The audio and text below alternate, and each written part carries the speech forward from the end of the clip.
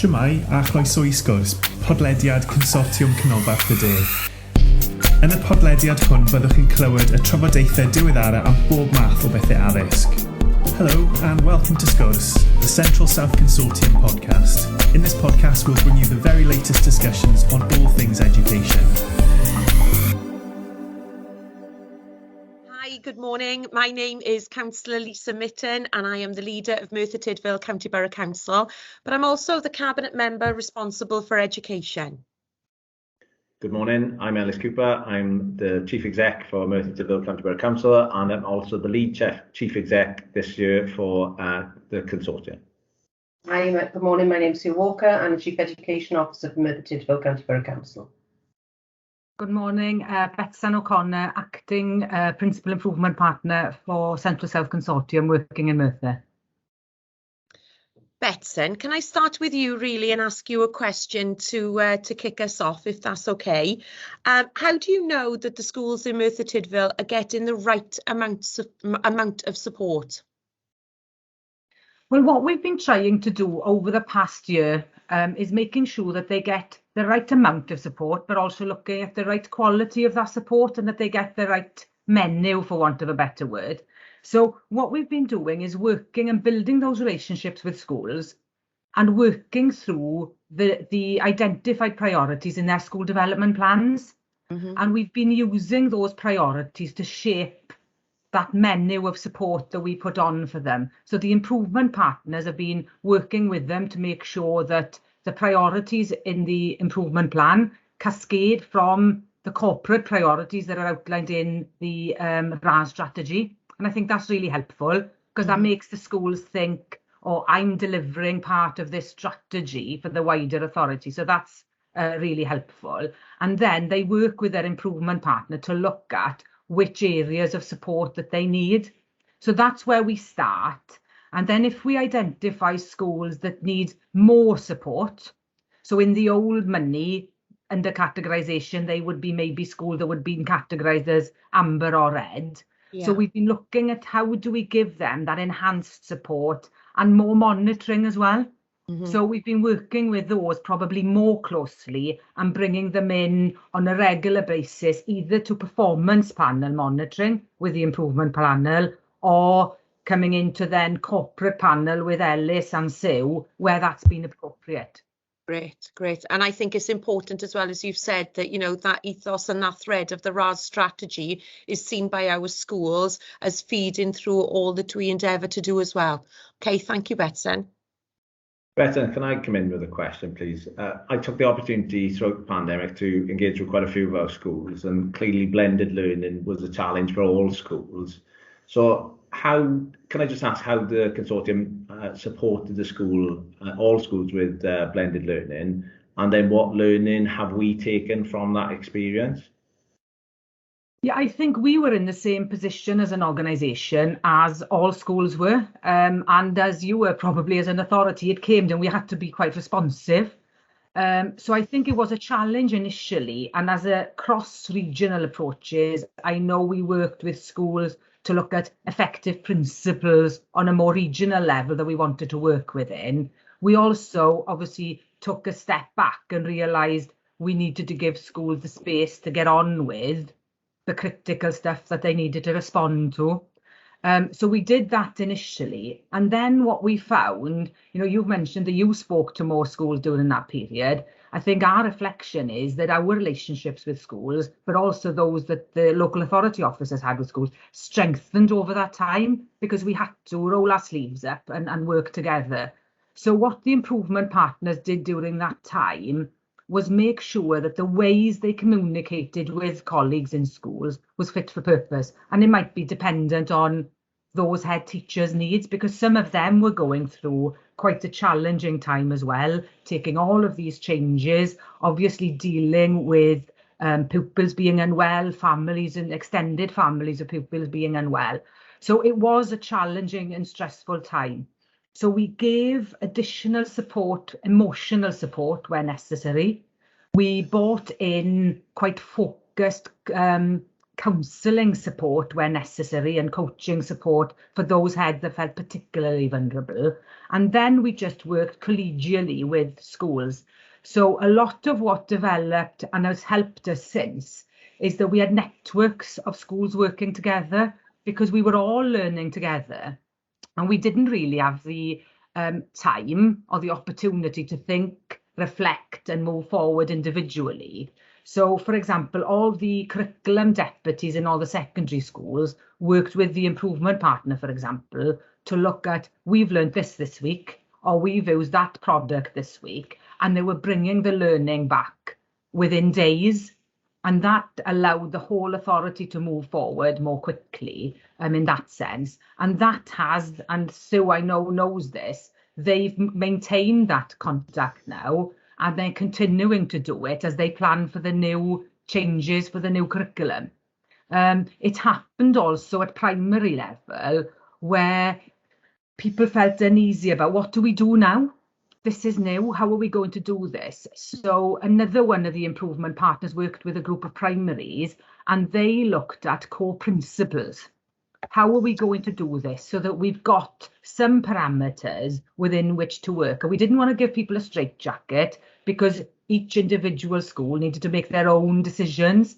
But at least by framing that within some principles, it gave them that safety net and confidence to come back. And that, again, is a network that will be maintained and continues to be maintained by the improvement partner. So if I was to say it really quickly, it would be about communication and collaboration, because it was a crisis. And I think sometimes we're forced into positive behaviours.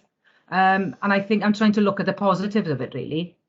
No, thanks, Beth. And I certainly agree with that. I think the adversity brought us all closer together, and it's reset working relationships. So from that, we can take the positives, I think. Thank you. And Betsan, just leading on from that, because you've already touched upon it really, how it is taking us into the new curriculum.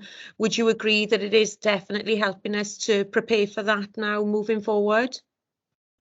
I think it's helped us to think in a different way, yeah.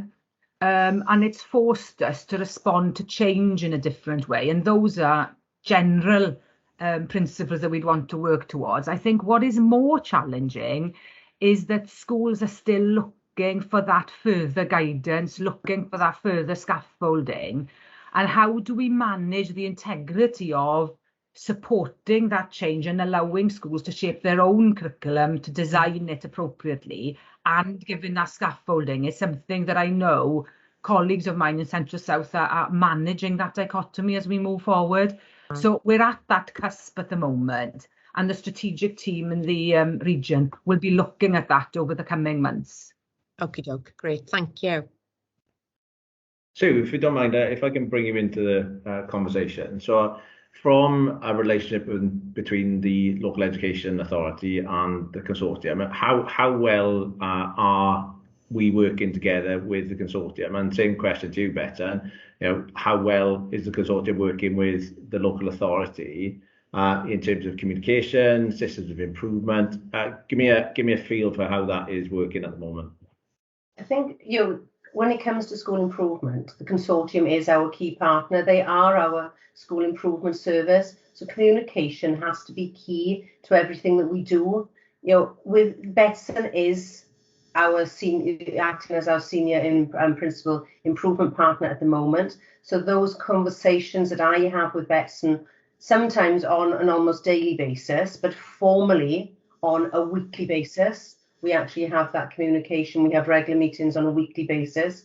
Betsan is part of our senior leadership team within the learning department as an integral member of that team, and actually supports the work that we do, as well as in giving us information about the schools that the improvement partners are actually seeing. So that's how we've developed our role throughout the pandemic. The improvement partner, the senior principal improvement partner, was on daily meetings with us, actually supporting and understanding what was going on in our schools and actually preparing reports for us. Betsan continues to prepare reports for scrutiny, to prepare reports for elected members on the process of what is going on in our schools. She's been to the Education Partnership Panel and the consortium has also been at other board meetings where they presented information. But it is very much not presenting information that we don't already know, that it is actually information that we've discussed, and we know the pros and we know the cons in each of those relationships, and it's an open and honest and transparent conversation about progress or otherwise of our schools. Yeah, I think, I'd support what Sue was saying, is that it's about refining constantly, isn't it, those systems, and keeping to them, because the systems are quite well established. We know we've got weekly meetings for one thing, fortnightly for another, half-termly for other routines, and it's about sticking to those routines then and making sure that those accountability structures work for us.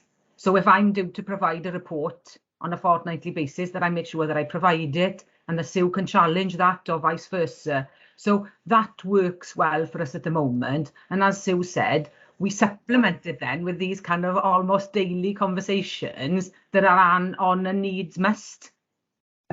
So I suppose what it means is that we've got a safety net for the informal conversations because of the routines we've set up between us. And we know how those work now, don't we, Sue? And we're quite confident that they allow us to move forward. And we are open, and I think quite confident. So we had one meeting that wasn't quite working, and we've worked at it, and we're better now, and we've got better routines, and that happens on a termly basis. And yesterday we had a meeting, didn't we, team around the school, and went really, really well.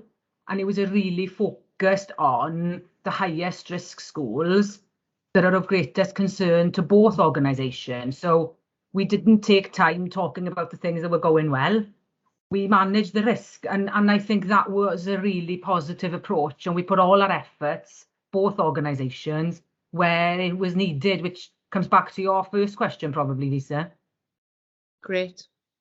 Thank you. Betsan obviously is in charge of the improvement partners in the consortium with the improvement for our schools. There is the strategic team as well, which Betsan doesn't sort of oversee. So we get information from the strategic team through the local authority performance meetings, where we actually have a termly report on what is going on in our schools. Then it's the local authorities sets the agenda for those meetings and can actually ensure and ask the questions of the consortium. What's the impact? Because it's not what's being done, it's the so what, it's the impact of the work in our schools, and then what needs to be done next. Yeah, of course.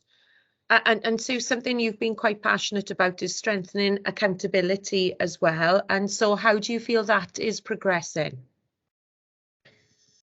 We did a lot of work. I'm not going to take the credit for this last year. Betsan did a lot of work last year with our schools, with governors, with scrutiny members, with corporate officers as well, on looking at a framework that would actually give local authority and schools progress measures for how to move forward within the new curriculum. We're in changing environment for actually assessment, but the schools are looking for something, and local authorities are looking for something. So it was an opportunity to actually develop quite a bespoke model of accountability that could be shared with our schools and with elected members. So I'm going to hand over to Betsan, because she knows far more about this than I do and has done far more work in this area. I think what we did was pull together what you wanted to do ultimately, which is raise standards. Yeah. And then look at the changes to the improvement, evaluation and accountability systems that were coming from Welsh Government, and try to marry the two. And on paper, it's always easier, isn't it? It's then when you start to talk to all of those stakeholders, including yourselves, all the elected members, officers, and link that into an accountability structure that works for the authority and works for governing bodies. Those conversations then Sue and I had together with all of those stakeholders over the kind of spring and summer really of this year. So what we're at the stage now of where we want to work with teachers now in schools at a more operational level about setting those expectations clearly. We could use a range of words to describe it, but it's aspirations, expectation. It could be an entitlement to every pupil in Merthyr, but we want to set that bar high. So that's where we're at now, is getting that detail so that it fits into the wider framework that we've set out. Great. Excellent. Thank you both. If I just touch back on the pandemic then, obviously there was a huge amount of challenge during the period, but let's focus on some positives. What were the highlights that you both saw throughout that period? I think seeing the schools coming together and working together. When we put those schools into hubs at the beginning, when they had to bring the children together, the head teachers work together, they'll talk to each other, but actually they were really working together. And those relationships developed not only with sort of from primary to secondary schools as well. And it is actually seeing that collegiate support that head teachers have for each other and ultimately for the children and young people of Merthyr Tydfil, because that's what we're in education for. And we've seen, and you will see, we have a Spotlight on Education Week coming up the week of the 4th of October, and the videos and the what's been shared by the schools is work that's been done over the past year, and there has been exceptional work done over the past year with the young children, actually getting them engaged in education, keeping them engaged in education, where they, not all children have engaged, but keeping them engaged in education where they can and having good experiences. Teams has been strange for everybody, but I know it has enabled. Lisa has gone into schools on Teams and actually talked to schools, and as have other council members. So they have been able to have different experiences, working with one of our third sector organisations and actually seeing seeing authors going into schools and actually engaging with the children, about 2,000 children, sort of at a time, to actually think, well, this wouldn't have happened pre-pandemic, but we're able to sort of engage in a different way. Having different children different artists going into schools to actually do some work, again via Teams in different ways. And that's been the exciting thing, to actually see how schools have adapted to the new way of learning for the benefit of their children and to keep children excited in learning. I want to ask you about the low points. I've probably got a longer no. I think for me, it's been the fact that despite how difficult it's been, because there's no denying that it's been difficult and the workload has been huge, but I suppose people have been responsive and flexible. And that's been, I think, a key strength probably across Wales, but we've obviously just experienced it locally for us. And that focus on well-being and preparedness for learning. And as Sue said, making it attractive and making it flexible for the learners, because I know there were some learners in the PIU that were accessing their online learning at 10 o'clock at night. That might have been because they didn't have access to IT until that point in the day, but they were accessing that learning, and those are maybe more of our more vulnerable learners. So there are positives where we've seen nuggets of access, where schools have worked doubly hard to get at certain families that are harder to reach. And it's those, I think, are the really positive things, which will again hold us in good stead moving forward, because some of those strategies of engaging parents online, it'll be easier to engage parents online for the future as well. And buying in to learning as a whole family, not just leaving Joe Bach at the gate in the morning, isn't it, and thinking I'm part of that process. So I think there are lots of things that we can see as positives. It's about how we maintain the momentum now, because we're still in it, aren't we? It's still challenging. So no, I think overall there's been a lot of learning. Yeah, and apologies. I think moving forward, that would be my next question really, is what do we see those challenges being for us in the forthcoming year? Are they leading on from what you've both just said, really, from some of those positive experiences, but still needing to strengthen and grow and take those forward? Or do we perceive any other challenges coming our way? I think the ultimate challenges are, that are facing schools at the moment are the introduction of the ALN net, and that is giving schools and governors sort of a lot of angst. And obviously the new curriculum coming in next September. And those are very specific from a school improvement perspective, But I think our key challenges from a Merthyr Tydfil perspective, we introduced our education strategy, the Raising Aspirations Raising Standards, November 2020, so November last year. We've put a lot of activity into that. We now have to look at the impact of it. It's a phrase you use and I use, Lisa, the so what. We've done it and now so what? Right. You know, we've engaged with stakeholders, we've engaged with businesses, we've engaged with the third sector organisations. What's the impact on the children and young people and education in general in Merthyr Tydfil? And I think that's what's going to be our key challenges, is not to do too much more. Yeah. We've done a lot. Now we've got to sort of almost drop down a gear, put the brakes on a little bit and measure the impact of what we're doing. We did a lot of work with Welcome on early years. What's the impact of that work? How can we measure that impact? How can we take that the next step forward? And I think that for me is going to be the key challenge. You always like to do a lot, but we've got to sort of measure the impact of what we've done and make sure that we're going on the right journey to get to where we want to be. I think that's critical, you know, that we do sit back, just breathe, just reflect, you know, like we always talk about, you know, in teaching, just sit back and reflect on it. And as you said, you know, evaluate it and then, you know, put the brakes on and take that forward then, you know, and take on board everything that we're sort of learning and what we need to do, as you said, so over the forthcoming year as well. So thank you for that. Yeah, one of the things we've been, sorry, Ellis, we've been focusing on leadership. Yeah. And, you know, I think a challenge for the future will be leaders, building leaders at all levels in all schools, middle leaders and senior leaders, making sure that we fill all the jobs that we need to fill. And people's approaches to work have changed, haven't they, during the pandemic?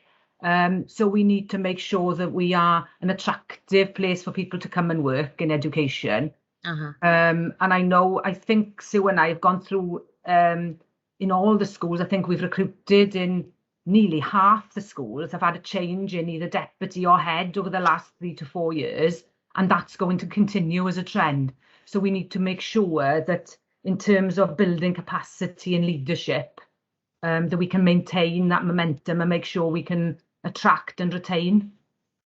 It's also about schools seeing themselves as part of the corporate entity as well. Schools are they are on their own. But if you look at the new curriculum, if you look at the curriculum for Wales, it is about developing that community curriculum. So it's making sure that there is support from businesses for the curriculum, from third sector from the curriculum, and that wider element. And that's a key conversation to be having with schools, and to be able to show, if we are saying that businesses can support with the curriculum, if the universities can support with the curriculum, if the college can support with the curriculum, they need to be there, they need to be available when schools want to. We've got a lot of exciting things coming on in Merthyr with the Cyfarthfa Foundation and things like that.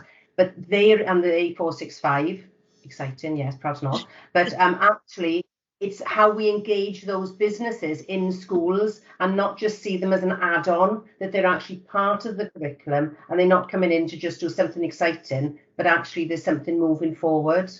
Yeah, no, definitely. That for me is a real key issue. I mean, I think we've already set out to stall the fact that our approach to education is a borough-wide approach.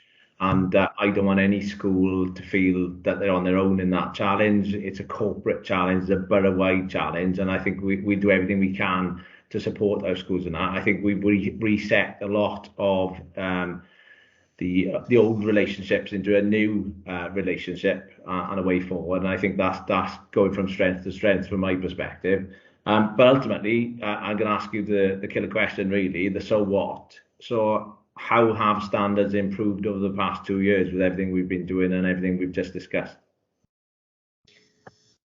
That's the $64 million question, isn't it, Ellis? The accountability measures have changed. And if you asked me 2 years ago, what was I going to be able to report on, I had quite a clear set of key performance indicators that we could actually report on. Then we didn't, then the pandemic hit. So actually you've got GCSEs done in a very different way 2 years ago to last year and and moving forward. But if we're actually looking at standards and we're actually looking at what our schools are doing, we've certainly seen an improvement in our secondary schools, in actually what the children are achieving and how they're actually moving forward. And if you look at the perhaps for us, because we're a tertiary authority, look at the number of children that are now going into level 3 qualifications. So that's actually going into level 3 at A levels or level 3 at vocational. It's higher than it's been previously. So that, and actually then you take that a step forward and you look at what they had at A levels and where they're going for university, that has seen increased successes. So what we are preparing to go into tertiary college, into the college, is certainly of a high standard, and the children are moving on to either higher education or into employment. And what I will say, this year we've seen increasing numbers of children taking up employment at 16 rather than going into the college, and that's because of the work that our business and employment services have done to be able to show children and young people that there is a different pathway. Our level of NEETs in the local authority is one of the lowest in Wales. It has increased during the pandemic. However, we know all the destination data of the children. We know exactly the children who haven't gone anywhere and why. And some of those that have failed to find employment or educational training is because they were going down a particular pathway and that pathway was stopped for them because of recession, because of companies going bust and things like that. So the standards are improving. We still want to improve them further because we've still got high aspirations for all our children and young people. But if you look at one of the successes that certainly from last year were the young boys from one of our secondary schools who was accepted into Atlantic College on full scholarships. And that's not an easy task. And I think we want to wish them every success in what will be a very exciting journey for them moving forward. Yeah, I think it's really positive, those individual pupil journeys, because I think there are stories from every school across the authority of people who have been quite vulnerable and who have made really good progress. And I'm sure in time Sue will be able to share these with you. But I know that in all 4 secondary schools, the overarching trend is upward over 3 years. There have been in-year dips, but I think if we're looking at bigger picture trends, nearly all are going in the right direction. And I think that in the notes that I've got on my screen here, 3 out of the 4 schools had no children leaving without the qualifications, without any. And again, that is equally as important. So in terms of destinations, pupils are leaving school with something. So I think that's been really useful. But we do have more details. Some of this has literally come this morning, isn't it, Sue? So we will go through it and look. But I think what we need to look at now is how do we analyse the data at school level to look at those particular target groups. So we know that EFSM boys we need to focus on, middle to low ability boys as well. And then also making sure the literacy for boys comes back to that project that we spoke about in terms of accountability, making sure the literacy for boys across a majority of schools is an issue. So of course hinders access to wider subjects. So we need to get that literacy for boys solid, really. And those are coming through as key themes at secondary. So we need to look about what do we do at primary to support those outcomes coming through. And that's part of the project that we're doing now on expectations. Okay, I mean, that's great. I'd be really interested in seeing some of that data. I mean, ultimately, I want to know, is our trajectory, I mean, you said about there's upward trend in all the schools. I want to know, is our trajectory steep enough and our progress fast enough? Because I think that's our challenge. We're on the clock, really. Thank you. And it's about making that steady progress. And what we want to avoid really are those kind of knee-jerk reactions to get spikes in the data that we can't sustain. So again, the approach that we're taking is starting in you know, before they get to secondary, making sure that we've got basic standards in terms of literacy and numeracy, and that we're growing over the years. And I think we may not see that speed, but if we see the trends maintaining over time, that will get us to the same place in the end. Yeah, excellent. Thanks, Thank you both. Thank you both for that, and thank you both for, you know, joining us and having this opportunity with myself and the Chief Executive this morning. It's been really interesting discussions, and you know, an opportunity to have that dialogue together as well. So thank you both ever so much. Diolch am wrando ar y benod hon o Sgwrs. Cofiwch ein dilyn ar Twitter a Facebook, tanysgrifio ein sianel YouTube, ymuno yn cymunedau ar ein gwefan a darllen ein bwletin ysgolion wythnosol am y newyddion diweddaraf. Thanks for listening to this episode of Sgwrs. Don't forget to follow us on Twitter and Facebook, subscribe to our YouTube channel, join our online communities via our website, and read our weekly school bulletin for the latest news. Hwyl am y tro. Bye for now.